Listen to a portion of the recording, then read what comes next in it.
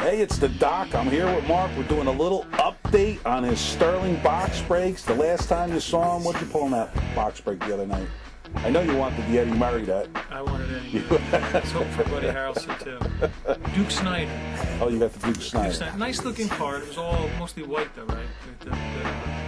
Yeah, not a lot of color in it. Not a lot of color, but they're still very nice cards. Went home. Me and my son, we did our openings. And, what are they? Mystery pack. I pulled a Reggie 1 of 1. Wow, look at that. That's a killer card.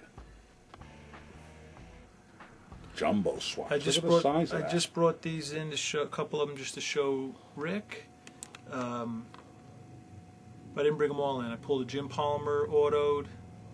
Nice card, Ernie Banks.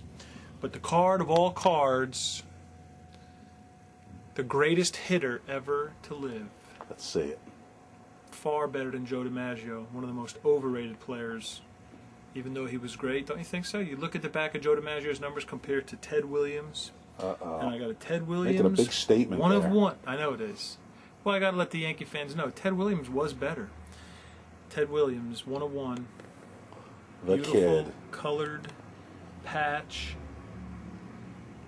Wow. Look at that. Right here. You know, and they were funny, these two guys, to talk about DiMaggio and Williams.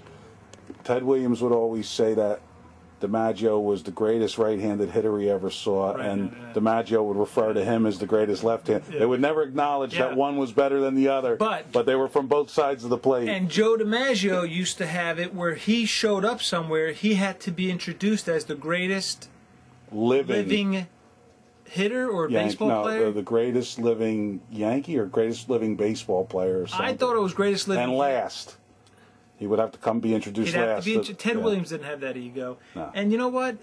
I mean, Joe DiMaggio was great, but I look at their numbers, and you look at them, and DiMaggio was a great player. But when you're talking about the greatest, there's just a lot that I thought were better. No doubt. And Ted Williams fought in 2 wars. Yeah. He would have. And you know what? He also could have been, it even says it back here. I don't know if it was on this card. He offered contracts by the Yankees and the Cardinals, so he could have played either with the Yankees and hit probably 800 homers in that park, or played with Stan Musial when those teams were going to the World Series regularly. Wow. Can you imagine him and Stan Musial on the same team? And he chose Boston and never won a World Series, right? Let's look at that one more time. It is a beautiful card. Topps, you did a good job on that one. Yeah, they did. This is why we buy the cards, to hope you pull something like this. That's it. Thanks for sharing with us that, man. We got split. See you later. Always a good time here at the Backstop.